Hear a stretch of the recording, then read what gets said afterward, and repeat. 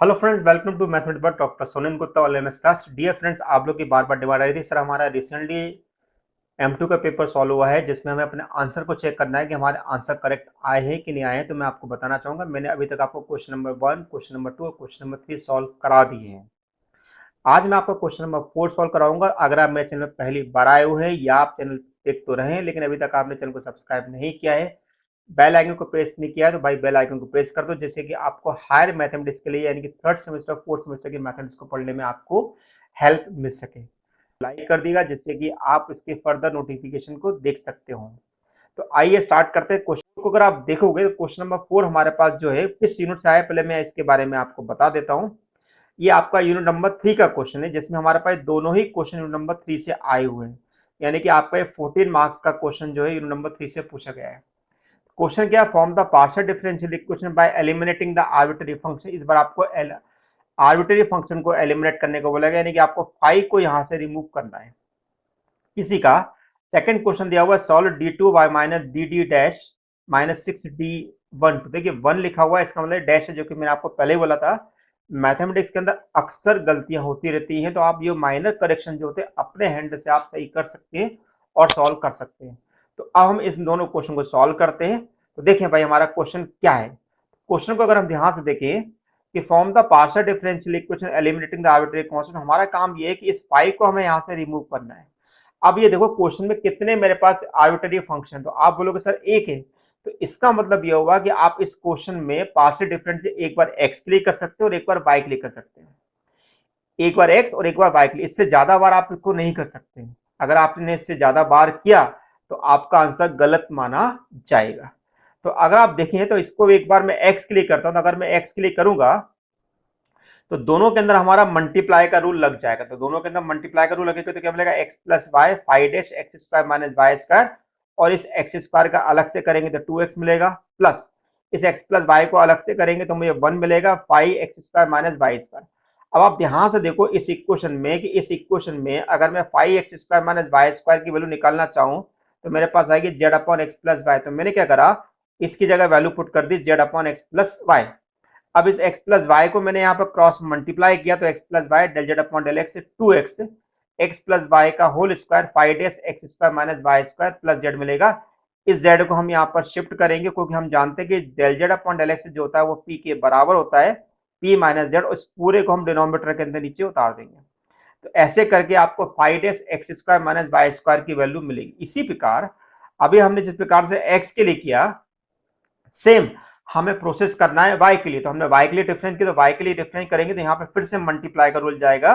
तो del Z upon del Y equal to X plus Y five X square minus Y square, X square का differential हो गया 0 और minus Y square का हो गया minus 2y plus 1 five X square minus Y square. Again हमने इस 5x square minus Y square की Z upon X plus Y value put कर दी और हमने इसको क्रॉस मल्टीप्लाई कर दिया तो X plus Y del Z upon del Y equal to minus 2y X plus Y का whole square 5 X square minus Y square plus Z. इस जेड को भी हमने यहाँ पर शिफ्ट करने के बाद हमने यहाँ पर इस पूरी टर्म को हमने नीचे उतार दिया, तो इसलिए ये माइनस साइन आपको यहाँ दिखाई दे रहा है।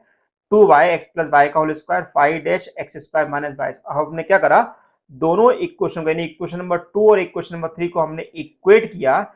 इक्वेट करने से फायदा हमें ये मिल गया कि हमारे पास ये 2 से 2 कैंसिल हो गया, X plus Y square X plus Y के होल स्क्वायर से X plus Y square cancel हो गया। यहाँ पर ये वाला y जो है इस पूरे के साथ मल्टीप्लाई हो जाएगा, इस प्रकार ये वाला x जो इस पूरे के साथ मल्टीप्लाई हो जाएगा। तो क्या मिलेगा हमें, y X plus Y P minus Y Z minus X X plus Y into Q, इस माइनस साइन का हमने माइनस जेड में मल्टीप्लाई करेंगे तो प्लस एक्स जेड हो जाएगा।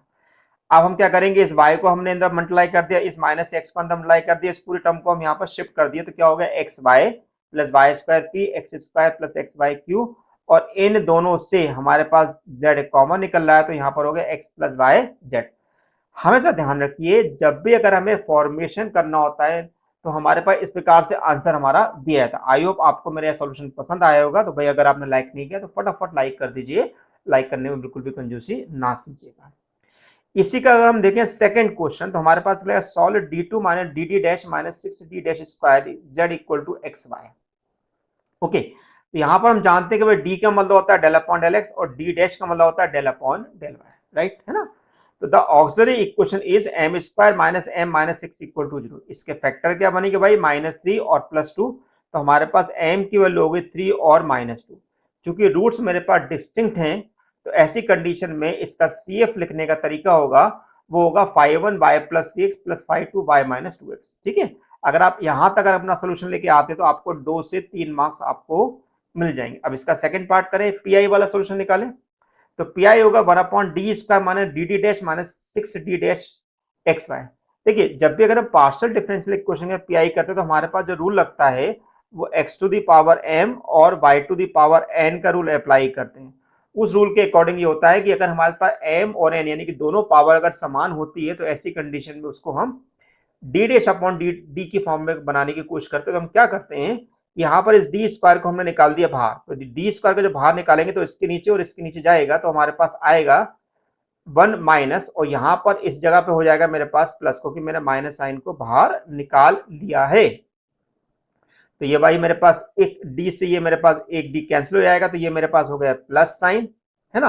तो अब हमारे पास प्लस साइन होगा, तो हमारे पास हमने इसको इस 1 माइनस डी की पावर वाले फॉर्मूले को ओपन कर दिया। क्यों, क्योंकि हम जानते हैं कि हमारे पास अगर 1 माइनस डी की पावर अगर -1 है तो उसको लिखने का तरीका होता है 1 plus D plus D square.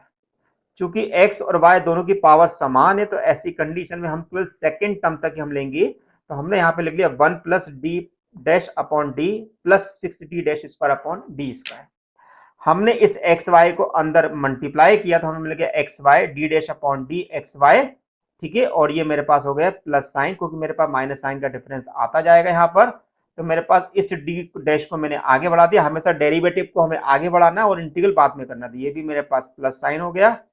तो अब मेरे पास क्या मिलेगा, X Y 1/d D D dash X Y. तो यहाँ पर मैंने डी डैश यानी कि एक्स वाई को अगर मैं डिफरेंट करूंगा विद रिस्पेक्ट टू वाई, तो मुझे मिलेगा ओनली एक्स, क्योंकि वाई का डिफरेंस हो जाएगा 1। अब इस x का अगर मैं इंटीग्रल करूंगा तो ये होगा मेरे पास x²/2। अब यहाँ पे मेरे पास डी स्क्वायर है, यानी कि 1/d² है, तो भाई 2 बार हमें इंटीग्रल करना है विद रिस्पेक्ट टू x। अगर मैंने एक बार अगर इंटीग्रेट किया इसका, तो एक्स वाई का इंटीग्रल होगा with respect to x x²/2 into Y plus x³ 6, जो कि मुझे कुछ इस प्रकार से मिल रहा है। अब इसी का अगर मैं एक और बार x के लिए करूंगा तो मुझे मिलेगा x³ y/6 प्लस x⁴/24।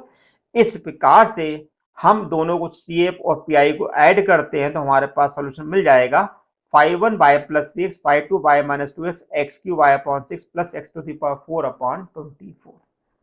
तो डियर फ्रेंड्स, आप अपने आंसर को चेक कर सकते हैं, क्या आपको यही का ये आंसर मिला है कि नहीं मिला।